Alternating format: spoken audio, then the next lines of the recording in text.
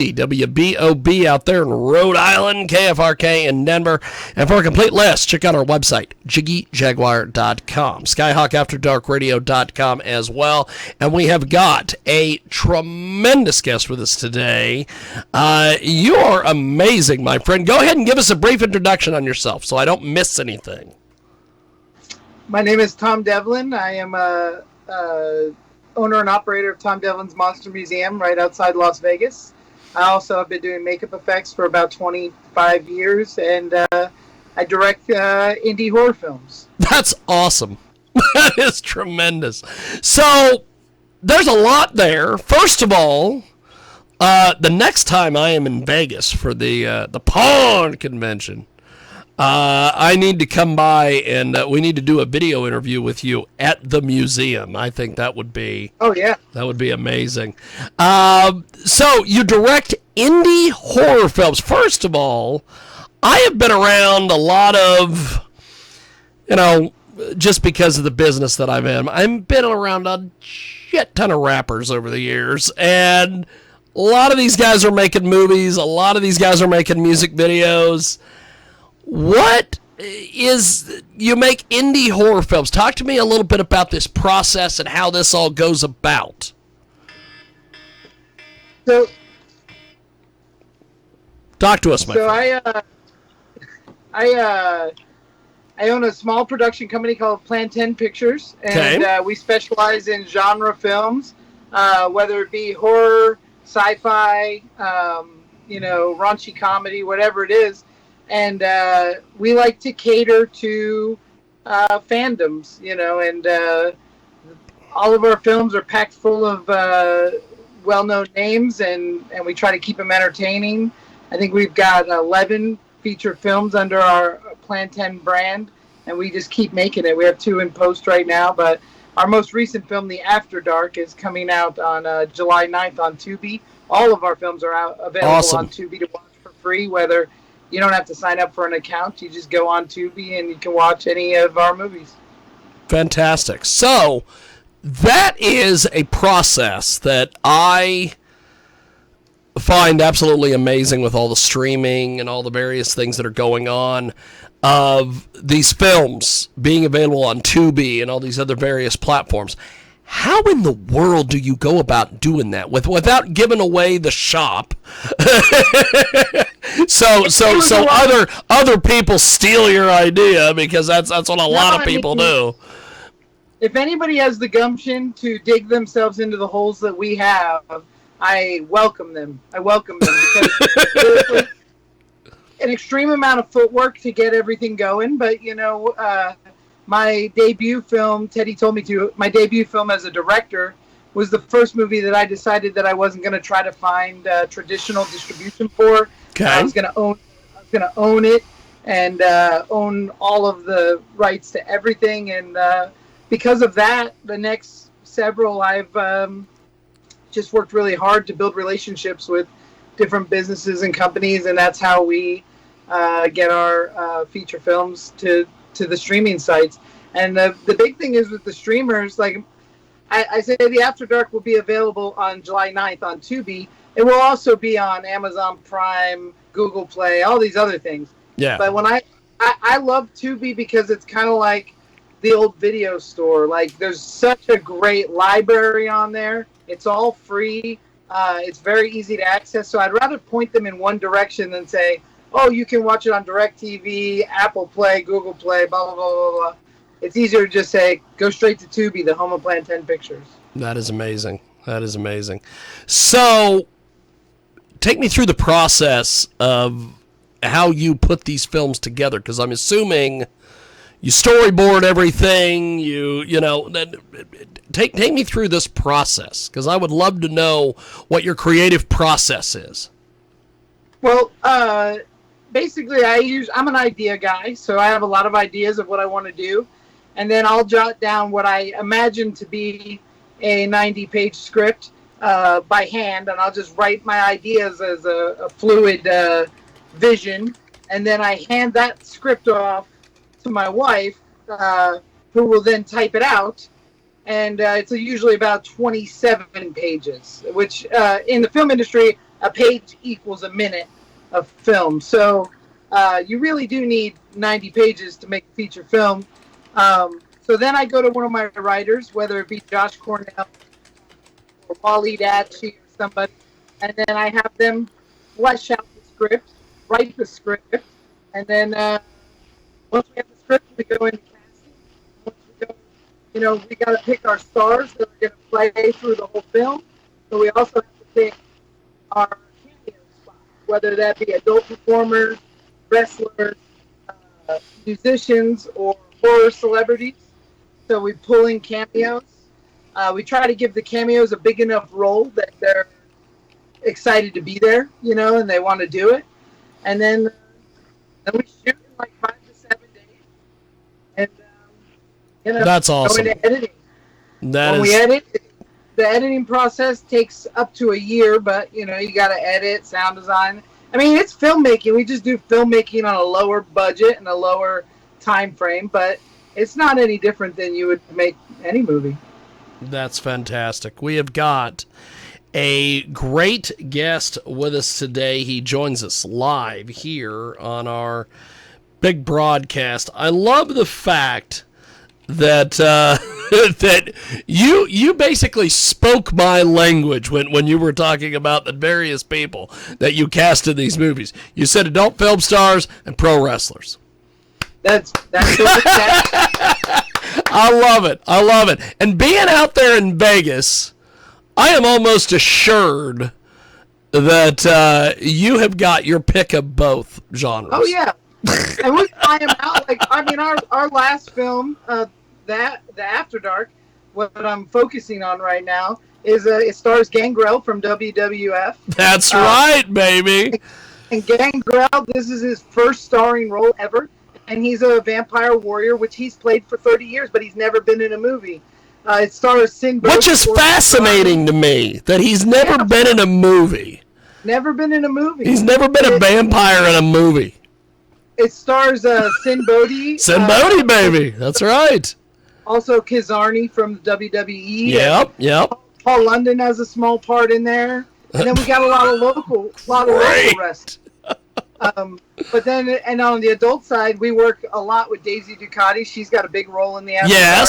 And Kiki Dare is in there as well. Good old Kiki Dare. She is amazing as well.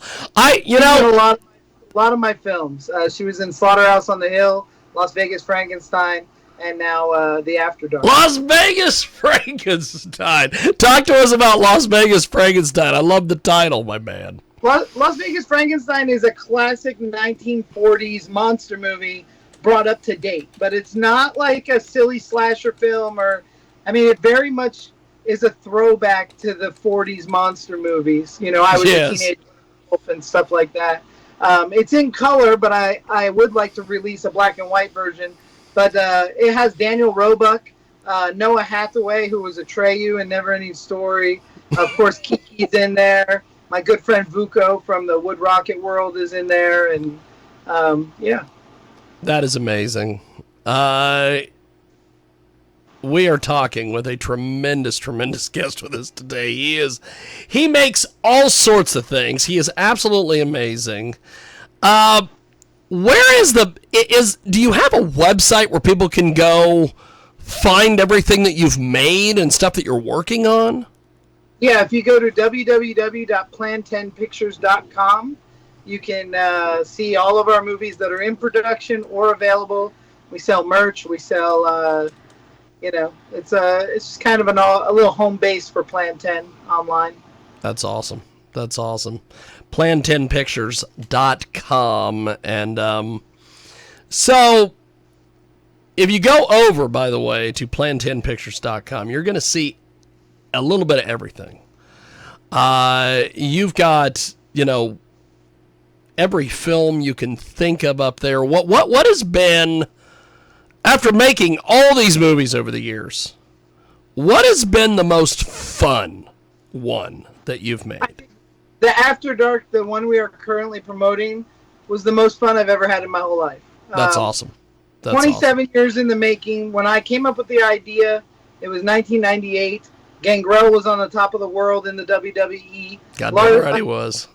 Rancid was my favorite band. That's awesome.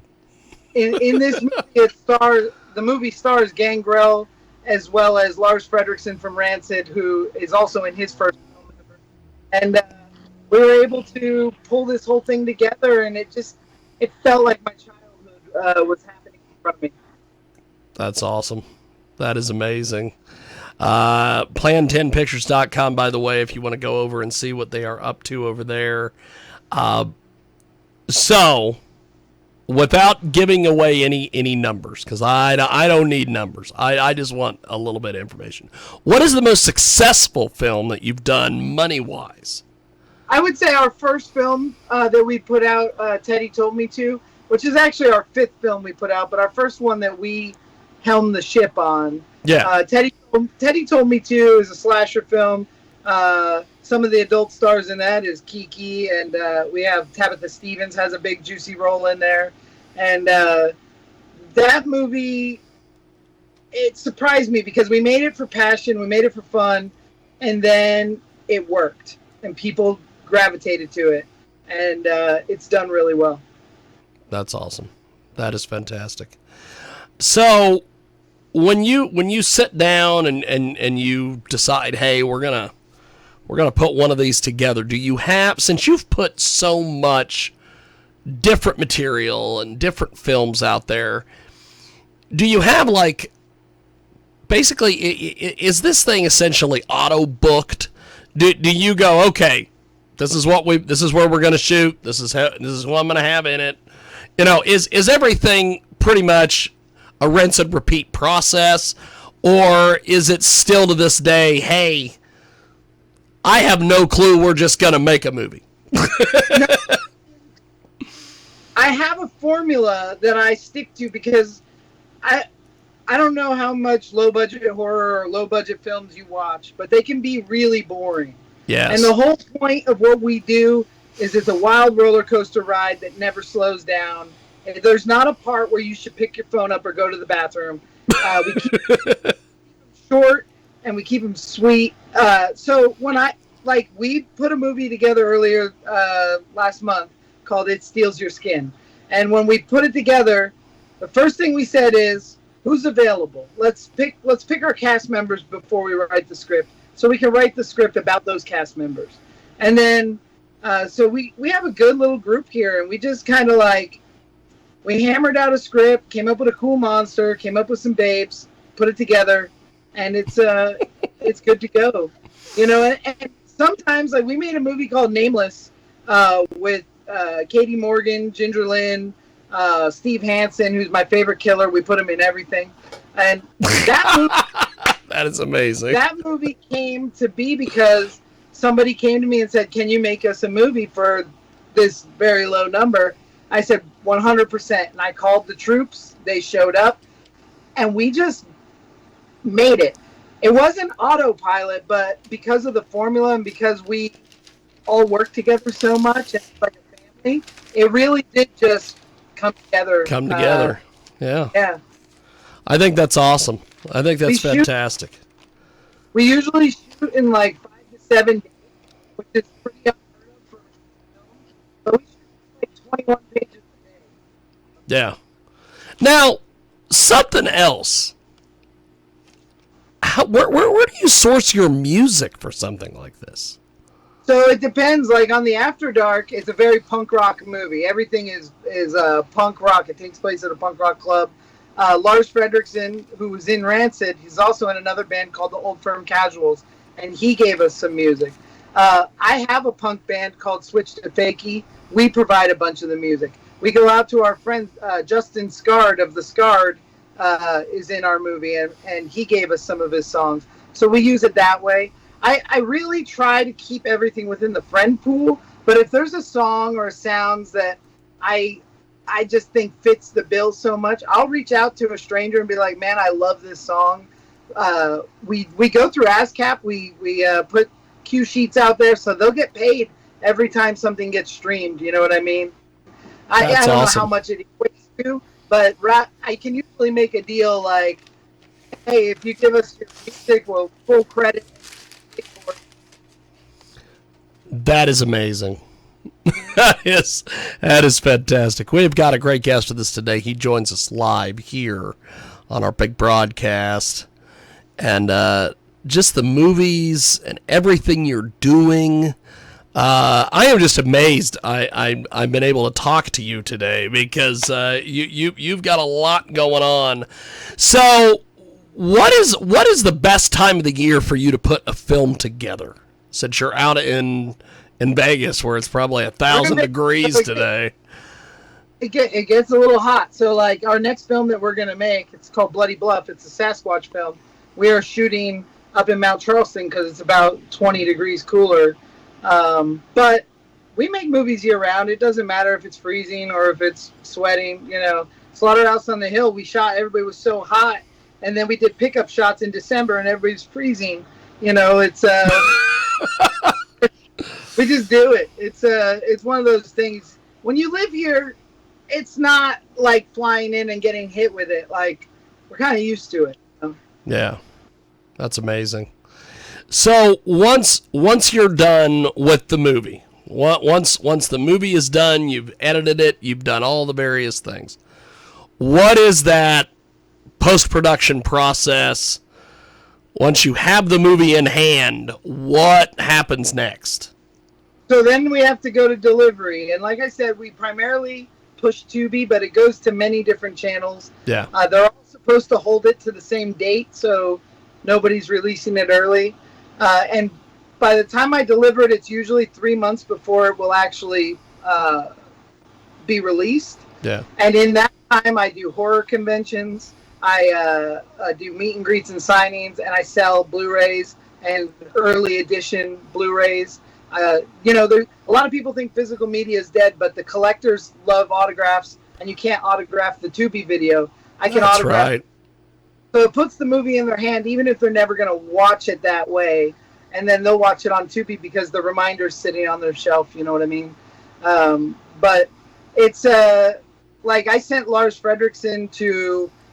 He was going to 2 different horror conventions, and I sent him 100 copies of the After Dark months before it's being released, so he could sell early editions at those horror conventions, and that was great promotion for us. I mean, at convention, I was at the New Jersey Horror Con recently, and I had 6 different people come to me and say, "I've already seen the movie, Lars. I bought a copy from Lars. It was incredible." I've already bought a copy from Lars. It was incredible. Yeah. That's awesome. So we do what we can. We're grassroots marketing as well as grassroots filmmaking, you know. So doing shows like this and as many podcasts and things that we can get our hands on, that gets the word out. And even 5 of your listeners look up Plan 10 Pictures and go, "Oh, this is cool."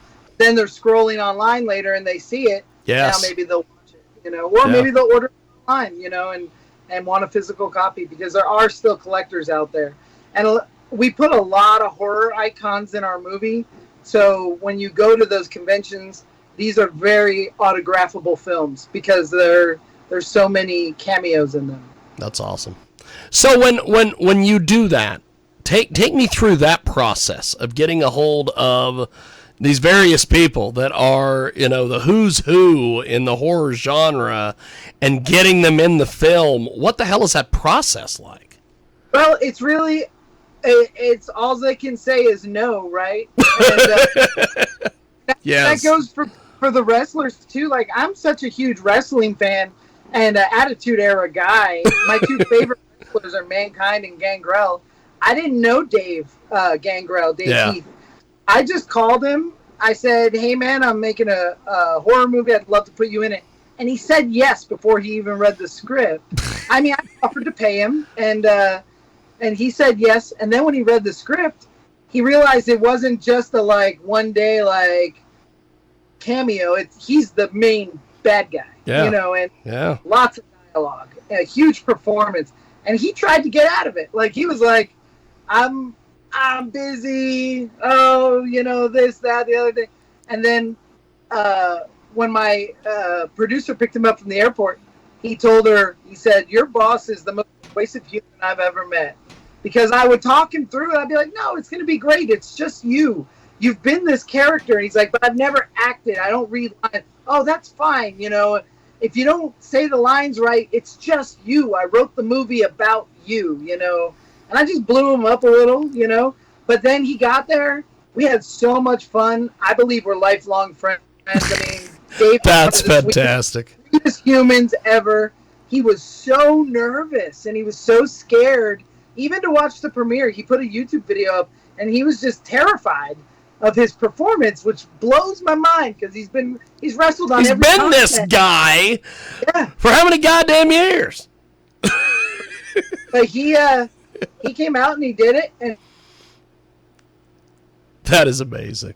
That is amazing. That Gangrel, the vampire warrior, he was nervous to be himself in a movie. That, to me, is amazing. You're joining us here on iHeartRadio, also AMFM247.com. Tune in, iTunes. You can find us each and every day over there at JiggyJaguar.com. And, of course, SkyhawkAfterDarkRadio.com, because technically this is a action-packed edition. I'm fucking around with porn stars. But... sorry about that. No, you're good. You're good. I thought my internet had foobarred here, so I was doing as they say in the radio business. I was vamping till I figured it would fix itself and you would be back. But what I was saying, while we were having the hiccup there on the old Skype, the old Skype-a-rooney, is the fact that you wrote the part for Gangrel, Vampire Warrior, David Heath. It's about him. He's nervous as shit to play him. It's amazing to me. Yeah, it was so interesting to me to see this guy that I look at as a hero, as a this dude with so much charisma, and see him be nervous about something. But I could tell you what he was never nervous about was the fight scenes. When it came to the fight scenes, in his sleep, just bah, bah, bah, bah. And it was I had him and Sin Bodhi do I said I wanted to be like Roddy Piper and Keith David and They Live. Just give me a 6-minute, no hold Two vampires and beat the shit out of each other. we rolled 3 cameras and one take 6.5 minutes later, and we got the best fight scene I've ever recorded. You know, that is amazing. That is amazing. Yeah. You know, I find that phenomenal that you were able to put, Sin Bodhi and Gangrel, Vampire Warrior, in the same movie and make this all work. You should be very proud of yourself, my man, because it was cool. I'm sure there's a lot of people who have tried to book that and have not been able to make it happen. Well, that's one thing that Lars Fredrickson said. He said he gets asked to do a movie every other week. He's never been in a film either. And I said, well, what made you do my movie? Because I don't know him. I just texted him. I said, hey, man, I'm making a horror film with vampires and wrestlers. I'd love to know if you'd do a part I wrote for you. And he said, well, you said wrestlers and horror film, and I'm in, So, and, he was a personality on TNA there, or he is, with Jody Threat, and he loves wrestling himself. Oh, and, yeah. So he coming in, I'm a huge fan of his music, but I'm a bigger fan of his attitude. He was just such a let's do this, let's do it, you know, and it was cool. It all the pieces fell in, correctly. I think it's awesome. I think it's great. We have got a great guest with us today. But by the way, how do people? We mentioned the website earlier. How do people communicate with you on social media if they've seen the movie or they plan on seeing the movie and they want to correspond with you? How the hell do they do this, my man? I'm mostly on Instagram. My Instagram is Tom Devlin 1313FX on Instagram, or Plan 10 Pictures on Instagram. Fantastic. So, how have you seen these? You were mentioning that collectors at these horror conventions and stuff, they love the Blu-rays, the DVDs, they love all this physical media. What the hell is the reaction on social media to your films? Oh, we have a great fan base. People love what we do. Our reviews for our movies are primarily positive. It's a great. We have a great love coming towards us, which is why we keep doing this, because it works. Like our social media, we're not. Our numbers aren't enormous, but they're growing. And I'm working on. That's why we're branching off in other directions, not just the horror. In the horror world, I have a name. In the horror world, I'm somebody. I do conventions every month. I work with Kane Hodder. I work with a lot of celebrities with their costumes and stuff. And my thing is that's also how I get a lot of the horror names in my movies. I've been in the business for 25 years. I've worked with almost everybody. So I just, hey, Felissa, will you be in my movie? Or, Lisa Wilcox, will you be in my... I just ask favors. I'll trade things. Like CJ Graham, who was Jason in Part 6, is in Part 6 of Friday the 13th, is in Teddy Told Me To, and he had a mask he needed repaired. I repaired his mask. He gave me a day of work. We're good, That's awesome. So it keeps the budgets down, but it also keeps the friendships up. And I try to cast people I know that will talk about what we're doing. We talked about Las Vegas Frankenstein. I put Daniel Roebuck in that movie, who was recently Grandpa Munster in in Rob Zombie's Munsters. Yeah. Well, Las Vegas Frankenstein was the film that came out right after. That was his next movie after the Munsters. So to put Grandpa Munster in my Frankenstein movie, that was kind of a cool thing. That is cool. He's an amazing guy. And with the Monster Museum in Vegas, we get these horror celebrities in all the time. They come check it out, or they do signings. So we work little deals, That's awesome. That's awesome. So one of the things that, you being a wrestling guy, and we're starting to see all this, stuff with, AEW is going to do a thing with New Japan this weekend, and TNA and NXT are doing things. And there's all these crossovers with stuff. And now that pretty much, all the media companies have pretty much eaten themselves, so everybody owns everything. I was watching that the new Transformers movie the other night, and at the end of it, they gave a G.I. Joe thing. So we're gonna do Transformers and G.I. Joe now, which I totally marked out for. I'm in. Yes, I'm in. Transformers, G.I. Joe. Let's fucking go. So, do you think that nowadays we could see horror, properties get together and do crossovers? Because, man, I remember back in the day, you'd see like Freddy versus Jason, and yeah, they did some marketing, and but it never really was what it should have been. Right. That's because they canned Kane Hodder and replaced Jason. That was the biggest mistake they could have made. Yes. But as far as the crossovers with the horror, I think you're going to see a lot of that coming soon. What I would love to see, and what I want to culminate, is as I make these little horror films with wrestlers in them, I would like to see a company like AEW or TNA. I'd like to see them do an After Dark storyline, like bring in Sin Bodhi and Gangrel, but as their characters, Dax and Vigo, and do the storyline of bring them out of my movie into the ring and then back into the movie. Maybe for the sequel. Who knows? That'd be awesome. I think it would be awesome. If there was a way to team up with one of the one of the smaller promotions that's approachable.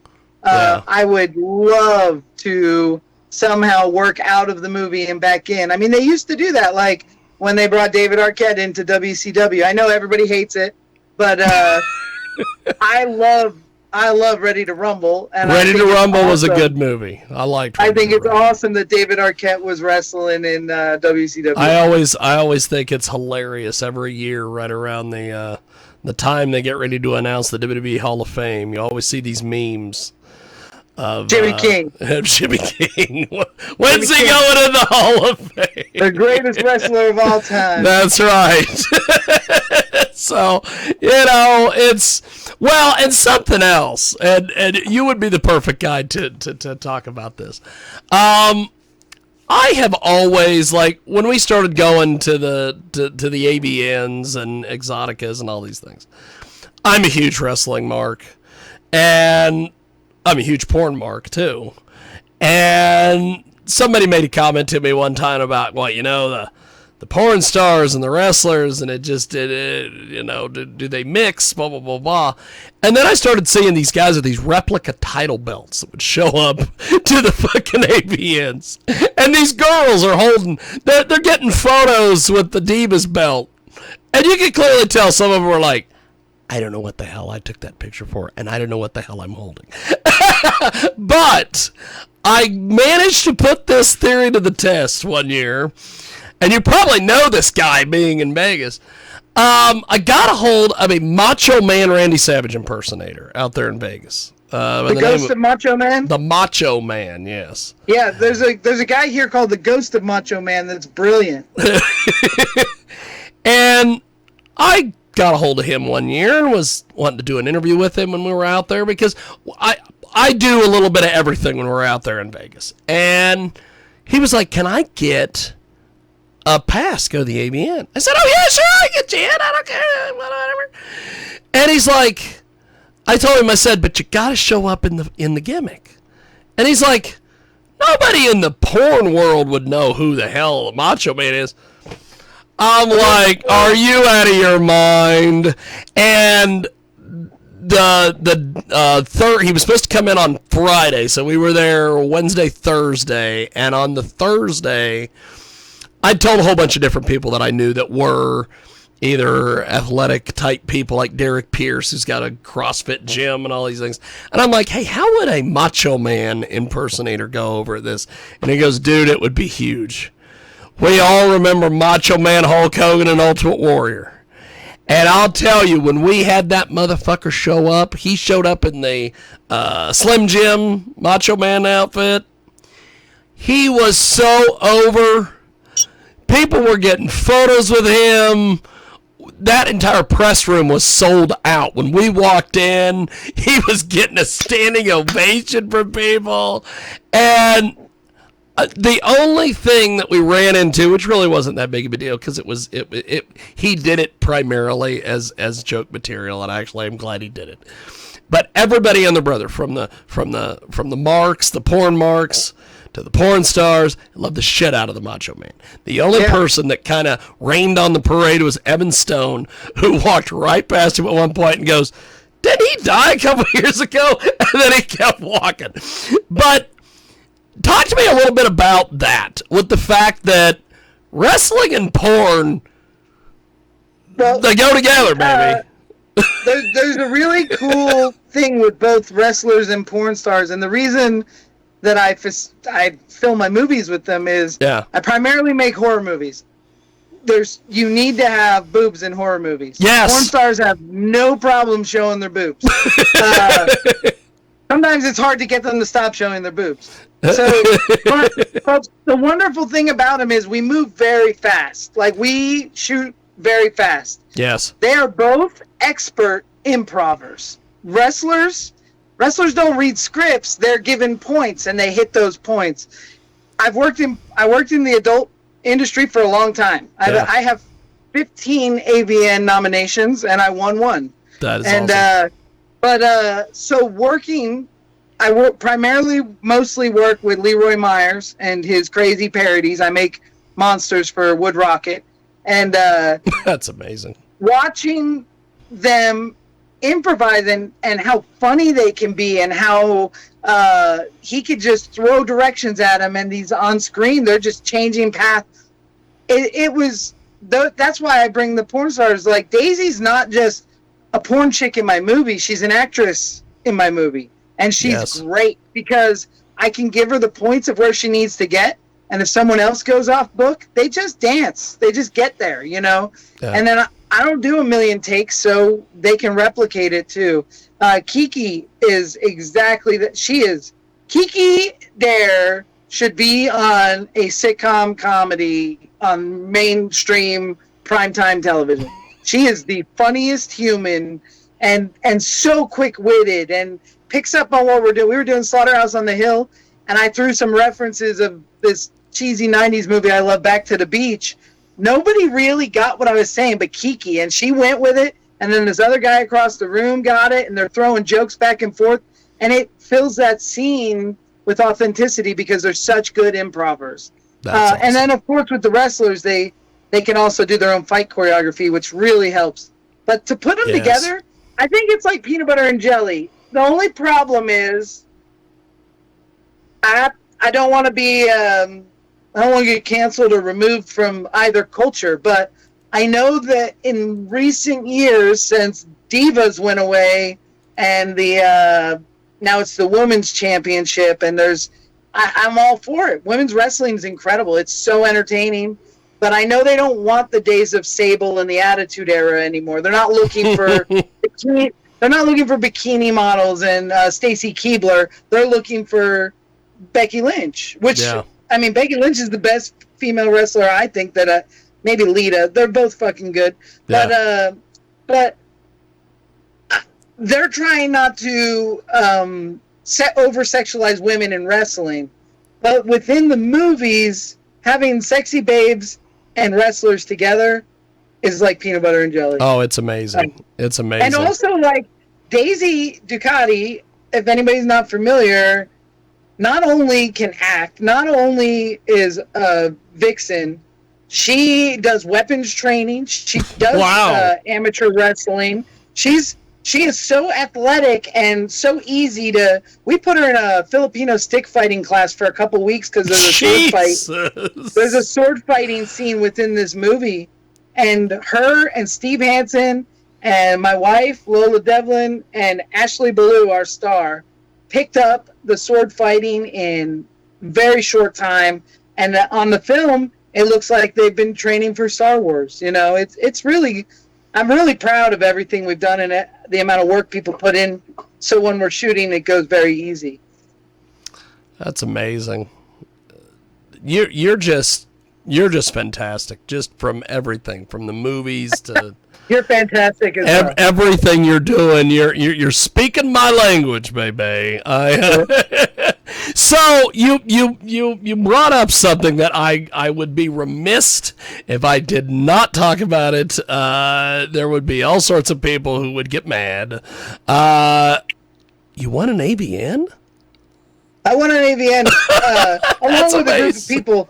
It was for the most outrageous sex scene on a movie called The Puppet Inside Me, and I created the puppet that gets fucked by Tommy Pistol. And, amazing. So he actually has a threesome. I don't remember the girl's name. It's Tommy, a girl, and my puppet, who's also a girl. It was classic. But I made some Ninja Turtle suits for 10-inch Mutant Ninja Turtles that was nominated. I made a Freddy Krueger for the Wet Dream on Elm Street that was nominated. I got nominated for Game of Bones 2. I made a Fuck Dragon. I've done a lot of parody porn. SpongeNob Square Nuts is me, and Strokemon is me. So those all got nominated for AVNs. We never got it till Puppet Inside Me, but maybe rightfully so, because Puppet Inside Me is not just a funny goofball parody. It's one of the coolest things I've ever made. It was directed by Leroy Myers, and he's a huge Muppets fan, and it's got a real commentary on the industry. It's awesome. That is amazing. So when you got this AVN, what did you get the trophy that night, or did they send it to you later personalized, or how does that work? Tommy kept I think there was two I think Leroy kept the trophy and Tommy kept the trophy. I told Tommy Pistol's been one of my closest friends for 20 years. Yeah. So I told him someday I'll snap a mold of it and I'll run one for my shelf, but I don't have the trophy. I wish I did. That's awesome. But yeah, I think he kept it and Leroy kept the other. That's amazing. We have this has been a fantastic conversation. So what is next for you? What is the next film now that you're out promoting the one we're promoting here today?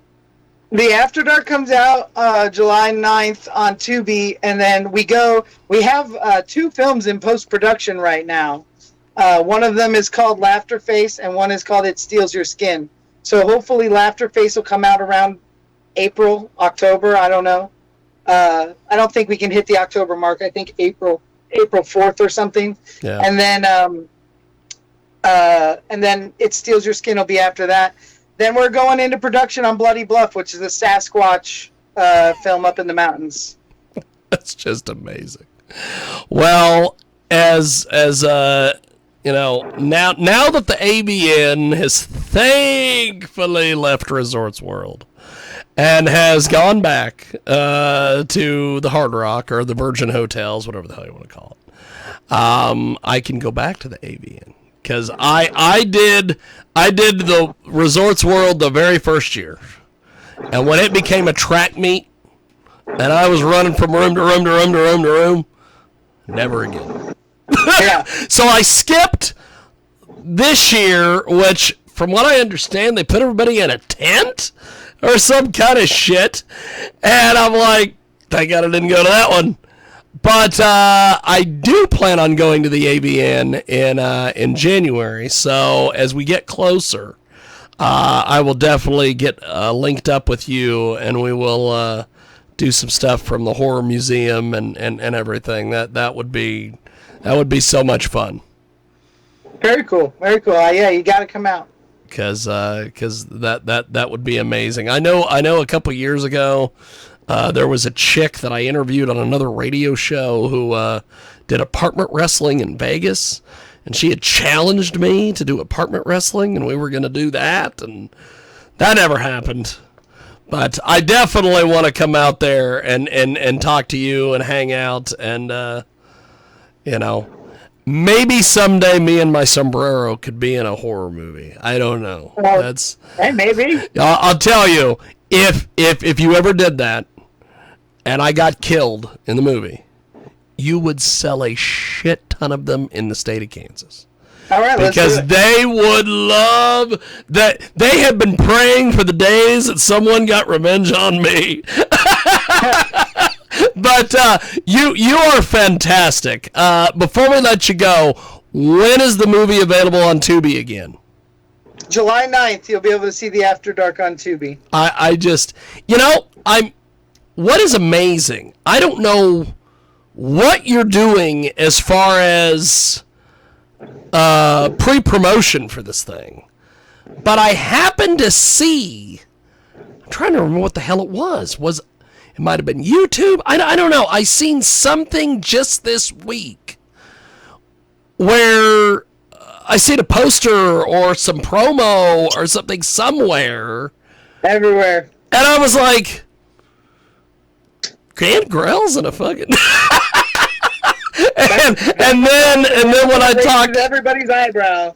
And he just made that AEW spot. Yes! So he's in everybody's mind. So yes. Let's go. You know? And then I got the info from our buddy Don Juan, and I was like, that's where I've seen that poster. I'm like, well, okay, this is perfect.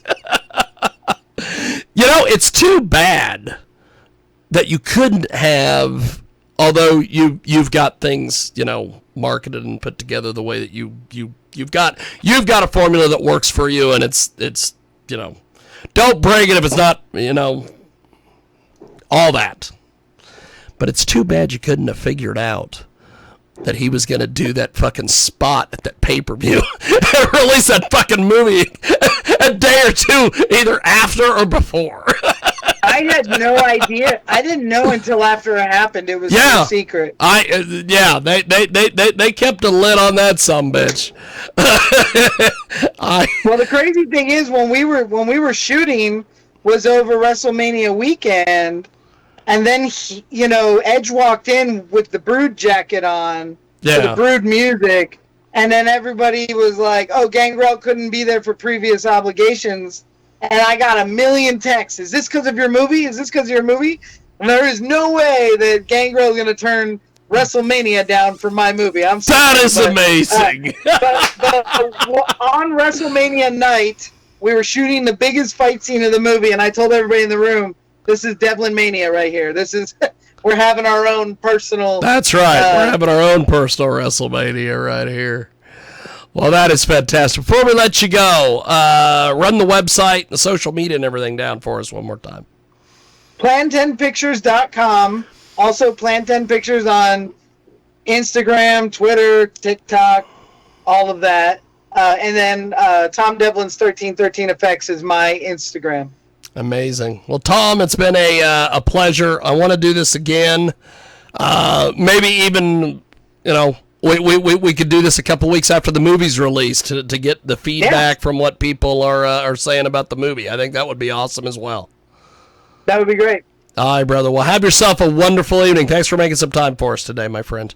All right. Thank you. Thank you, brother. There he goes. That is Tom Devlin with us today. He joins us live here on our big program. And thanks for finding us on YouTube. Thanks for twitching on the Twitch. All that fun stuff. Thanks for finding us over there on the website, which is JiggyJaguar.com. And a lot of stuff. If you're listening to us on the replay, it is indeed replay time. But thanks for joining us. It has been a fun deal, as I used to say, which I don't say this anymore just because, well, it's I don't know. It's fun till Daddy took the T-girl away. And then I always have to ask the question, why is my dad taking away transgendered women from me? That's going to get me canceled. But, like I'm not canceled every other day. That is that. And we will see you next time. Thanks for joining us here on SkyhawkAfterDarkRadio.com Sunday radio show. And